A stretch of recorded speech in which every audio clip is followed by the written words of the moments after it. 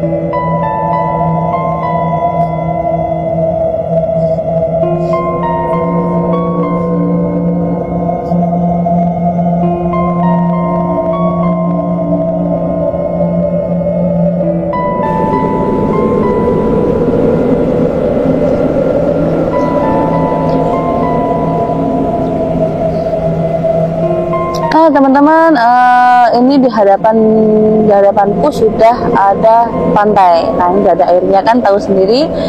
Ini bertepatan jam 00, tadi kita nyampe sini sih jam 00.15 ya. Jadi semua narasumber kita, mulai dari Maman Ponco, Mbah Nurselo, Popo Samudro itu ada di sini melakukan ritual gitu teman-teman. Nah, jadi kita spill dulu lokasi Pantai Cemara yang malam hari ini tuh kayak apa gitu ya. Kita spill aja dulu.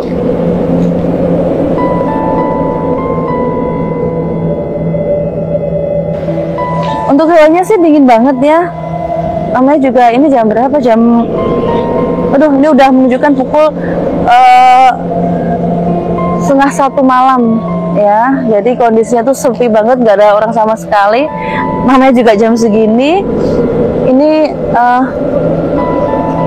dari para narasumber kita, Mbah Nurselo ini melakukan ritual sama teman-temannya gitu. Mungkin teman-teman penasaran ya ritualnya kayak apa gitu, kita spill gitu.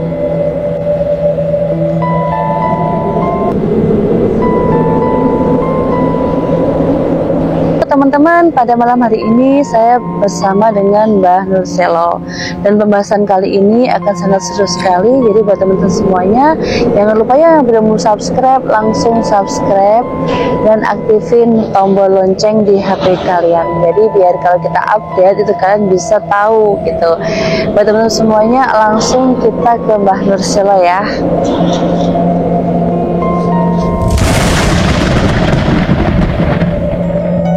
Teman-teman, di hadapan saya ini sudah ada Mbah Nur Selo yang akan menceritakan kisah mistisnya. Ya, jadi langsung aja saya tanyakan ke Mbah Nur Selo. Assalamualaikum Mbah Nur Selo. Waalaikumsalam warahmatullahi wabarakatuh.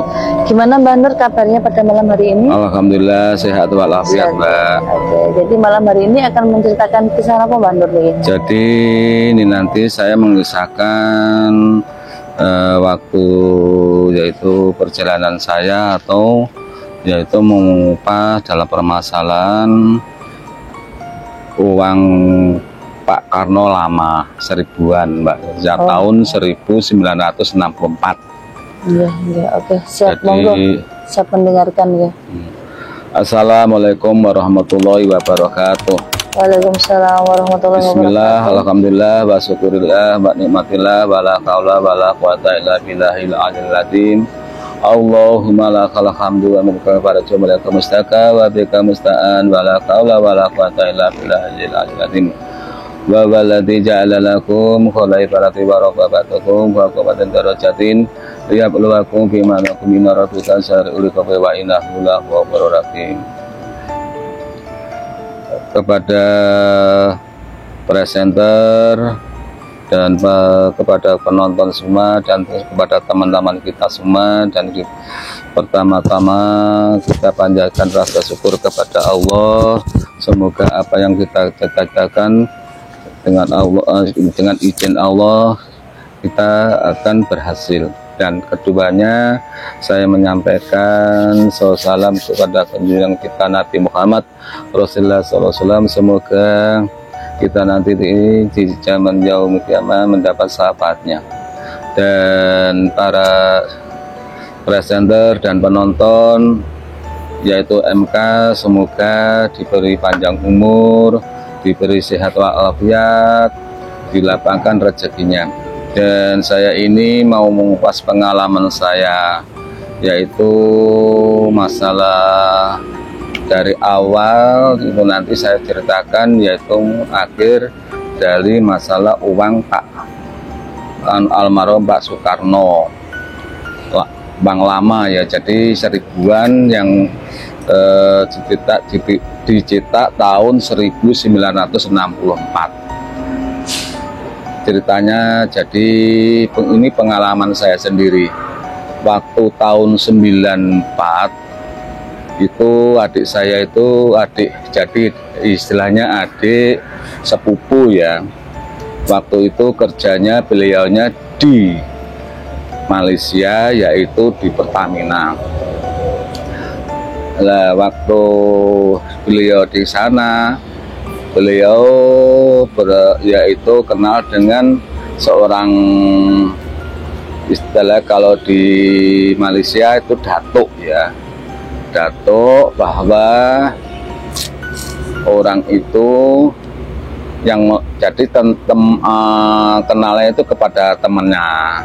Jadi disuruh mencari barang antik, yaitu untuk memakar uang, atau kalau sekarang ini yang dikatakan menggandakan uang. Jadi ada tiga barang, yaitu satu, jadi disuruh pertamanya itu disuruh mencari sepul buntet, dan keduanya besi kuning, dan ketiganya yaitu lulang kebulando. Nah, setelah dia itu pulang, adik saya itu menemui saya, menemui saya ditanya, Mas, Samen apa bisa seandainya mencarikan ini, yang mencarikan barang 3 itu tadi. Pertamanya itu mintanya landak putih, tapi setelah itulah memang agak sulit banget, akhirnya disuruh mencari yaitu kol buntet, besi kuning, dan tulang kebulando.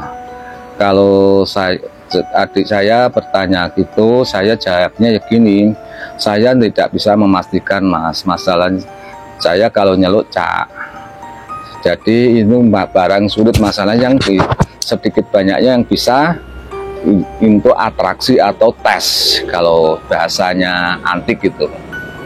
Nah, terus gimana, Mas? Ya coba nanti saya tanyakan kepada teman-teman saya kalau memang ada. Setelah saya menemui teman-teman, ternyata barang itu tidak ada yang punya, ada yang punya tapi tidak bisa dites atau diatraksikan. Setelah itu saya akhirnya menemui kakak saya yang nomor 1. Saya ke rumah kakak saya yang nomor 1, Mas, ini Mas ini mau gini, tapi ternyata saya informasikan kepada teman saya, ternyata tidak bisa.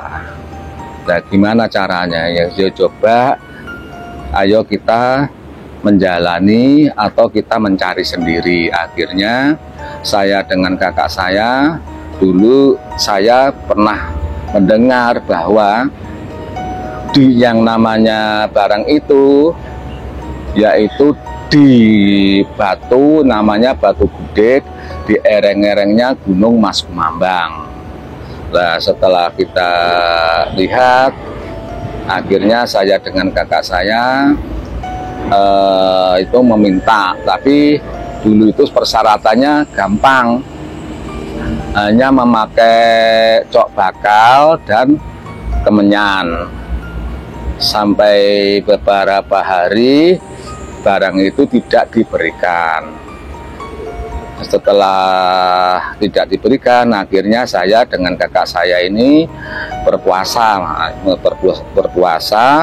bahwa berpuasa kita mohon barang itu saya minta tapi saya pinjam. Nah, setelah beberapa hari sampai, kalau tidak salah itu sampai 11 hari, saya setiap harinya ke situ, akhirnya barang itu diberikan atau dipinjamkan. Tapi dengan syarat, kalau barang ini nanti sudah selesai harus kamu kembalikan. 1, dan keduanya pesan saya, bila mana nanti barang ini dibawa, kalau ada kejadian apapun jangan sampai yaitu menginap di hotel atau di losmen. Nah, jadi setelah saya mendapatkan itu beberapa bulan, adik saya sepupu itu datang ke rumah dengan teman-temannya. Nah, akhirnya beliaunya datang, saya beritahu, ini barang ini hanya kita meminjam, Mas. Tapi pesan saya, nanti bila mana nanti kamu menaik mobil atau ada kejadian apapun, jangan sampai itu menginap di hotel atau di losmen. Akhirnya saya pasrahkan, beliaunya berangkat ke Malaysia lagi. Setelah perjalanan, waktu mau ke rumah Datuk, ternyata akhirnya itu ada suatu kejadian yang sangat tidak masuk akal. 1, mobilnya bannya itu meletus, dan kedua, pintunya mobil itu melesat. Rusak atau gembosnya ban itu tadi pas di mukanya hotel. Dikarenakan ya gerimis, hujan, bukan gerimis, hujan, mau ndak mau adik saya dan teman-temannya itu semua akhirnya menginap di hotel. Setelah menginap di hotel, besoknya berangkat lagi ke rumahnya Datuk itu tadi. Lah setelah di rumahnya Datuk, bahwa barang itu tadi dilaksanakan untuk memakar atau untuk menggandakan uang, alhamdulillah sebenarnya itu berhasil satu lemari dan ditambah satu taplak atau apa itu uang ringgit. Jadi setelah keluar uangnya, bahwa itu terjadi yang tidak bisa masuk akal. Pertama, uang itu semuanya itu utuh. Setelah kain lagi, setelah dibuka kainnya, ternyata uangnya itu menjadi tidak sempurna atau tidak utuh seperti mie. Lah setelah seperti mie, ya bingung semuanya. Nah, Datuknya bilang, kamu tadi malam apa menginap di hotel? Akhirnya pilihannya semuanya mengaku bahwa benar-benar menginap di hotel. Inilah kesalahan kamu. Sebenarnya berhasil, akhirnya akan menjadi begini, gagal fatal. Terus teman-teman dan adik saya bertanya, ini gimana Datuk kalau seandainya untuk mengembalikan supaya uang itu tadi utuh? Nah, akhirnya dengan Datuknya diberi sarana untuk mencari satu, yaitu namanya air mata duyung, dan kedua merah delima, dan ketiga kalau enggak salah itu apa ya, aku enggak lupa itu apa itu besi tawa. Nah akhirnya kita berusaha lagi, hanya barang yang tiga tadi saya kembalikan, saya pinjam lagi, diberikan. Setelah dibawa ke sana, akhirnya ternyata tidak bisa merubah uang kembali utuh lagi. Bingung lagi itu, biaya sudah banyak, tapi gimana caranya kok tidak berhasil lagi gitu. Masalahnya kesalahan dari adik saya itu dan teman-temannya.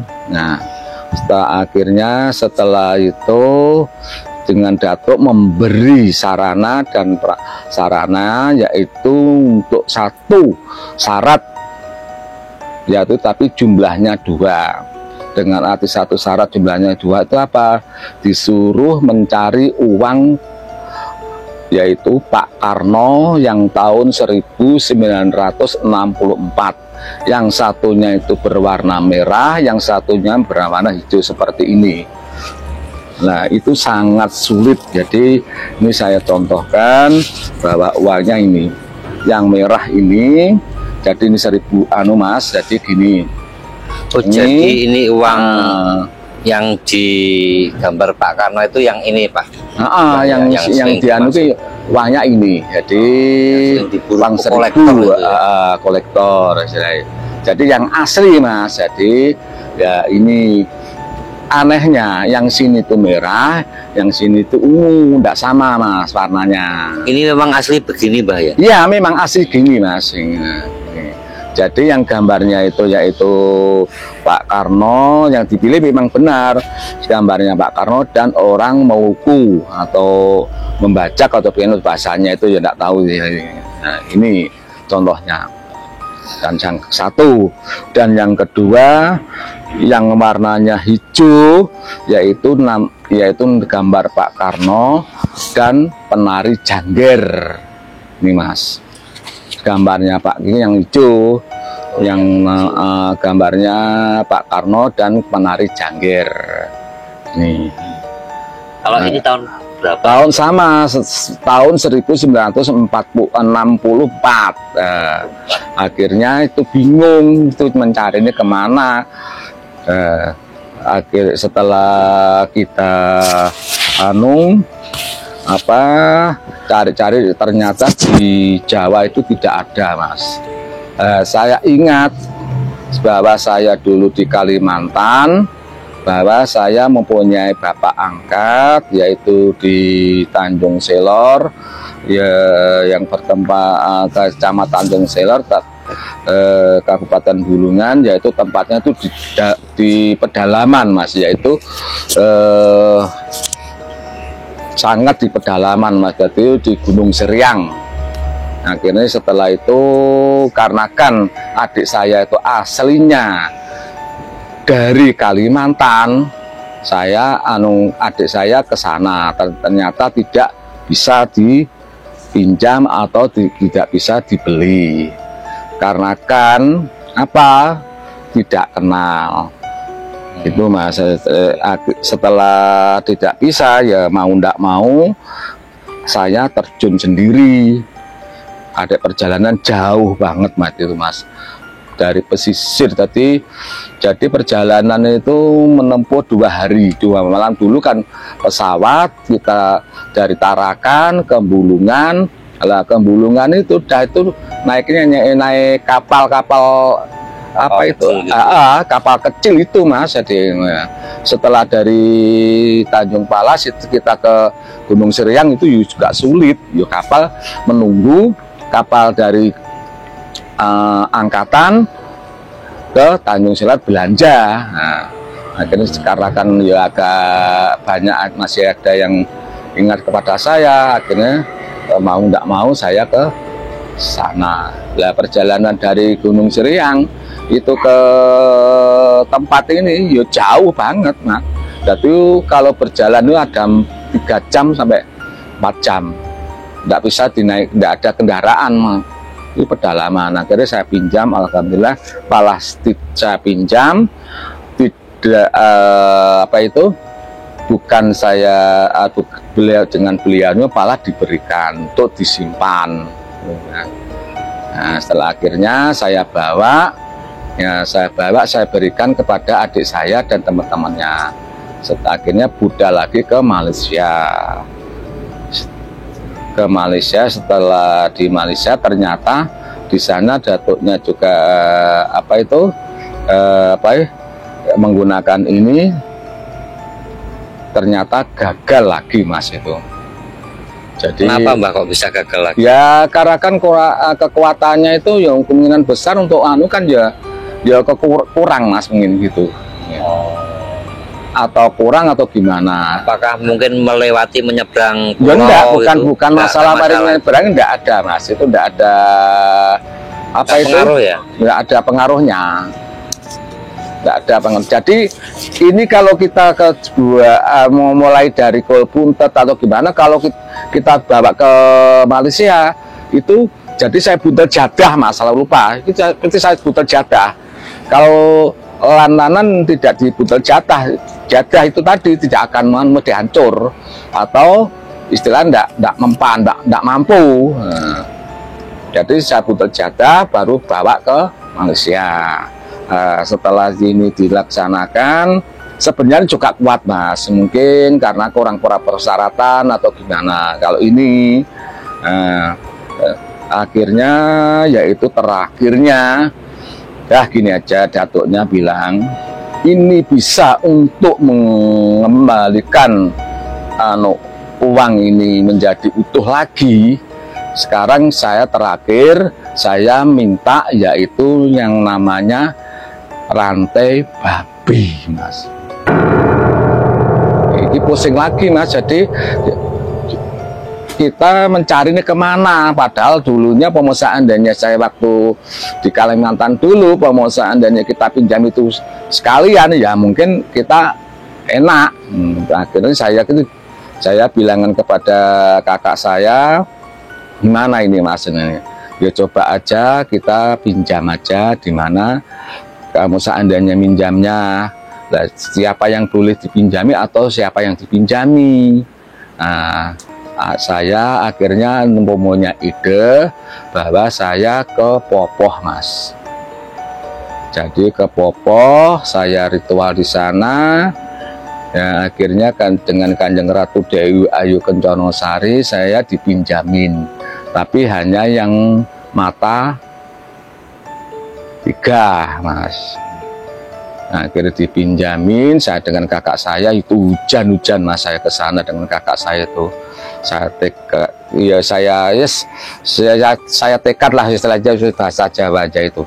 Akhirnya setelah itu adik saya pulang lagi, di barang itu saya serahkan mas. Saya serahkan, ternyata mas setelah saya serahkan dibawa ke Malaysia lagi. Ternyata yang tidak kuat bukan barangnya, tapi yang tidak kuat datuknya, sampai datuknya itu dilempar. Untung-untung aja itu ndak meninggal gitu loh mas itu. Akhirnya datuknya pasrah, ndak mampu beliannya. Bisa meneruskan. Nggak bisa meneruskan sampai sekarang, katanya desa itu masih ada mas bang. Itu benar-benar kalau seandainya dulu tahun segitu tuh sudah berapa miliar aja pamanan kan gitu. Makanya dari itu kalau seandainya ada yang gini-gini atau gitu tuh jangan terlalu percaya dulu gitu loh mas. Untuk kalau boleh tahu Mbah, untuk yang pertama tadi kan pinjam di mana, di gunung mana tadi? Mas Kumambang, ngarang Gunung Mas Kumambang itu mas. berupa apa Mbah yang dipinjamkan? 1 kul buntet, 2 besi kuning, dan ketiga itu kebulando, lulang kebulando mas. 3-tiganya itu dibawa ke Malaysia juga gagal itu tadi. Loh, ya, kan? Lah itu yang Oh karena pantangan di hotel iya, pantangan tadi. karena kan dia tuh melanggar pantangan itu, yang mengeluarkan kan itu juga tuh mas. Oh iya. Jadi itu nyata mas, jadi di ruangan tidak apa-apa, itu keluar benar-benar keluar dari dengan lemarinya juga itu mas. Ya. Waktu dibuka itu ya utuh mas uangnya, tapi terus setelah dia dikerudungi lagi dengan kainnya, setelah dibuka lagi uang itu seperti mie gitu loh mas, dirajang-rajang gitu, Langsung hancur gitu. gitu.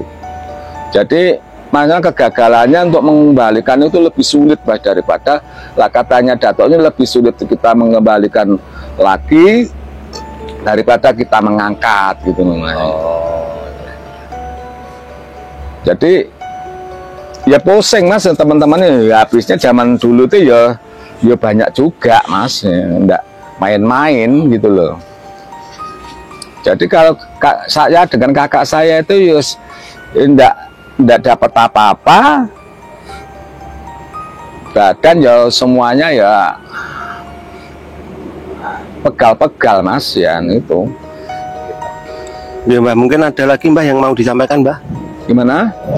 Ada lagi yang mau disampaikan mungkin? Ya kalau dalam hal masalah ini, makanya dari itu sekarang saya hanya berpesan, makanya sekarang uang sekarang itu masih booming lagi tuh mas, masalah uang mulai uang dari apa itu kelitik, kalau dari ini kan mulai lagi tuh mas, kita harus lebih berhati-hati itu loh mas. Dan pesan saya kepada teman-teman jangan sampai istilahnya terpikat dalam permasalahan gitu-gitu, daripada itu nanti habis randal, habis sepatu, habis modal, habis istri mas ya, itu. Ya teman-teman, ini sangat bagus sekali perbincangan kita dengan Mbah Nurselo mengenai itu uang Pak Karno Mbah nggih. Iya Mak, itu uang Pak Karno Mak. Nggih, mengenai uang Pak Karno itu. Nah, jadi hati-hati bagi teman-teman yang suka berburu uang Pak Karno. Itu hati-hati sekali, ini karena sangat rawan dengan penipuan Mbah. Penipuan lah mas. Nah, sangat rawan dengan penipuan. Mbah, sebelum kita akhiri Mbah, mungkin ada pesan-pesan lagi buat iya mas, ini teman-teman ada, Kejauhan, setelah terjadi gitu itu juga booming mas. Jadi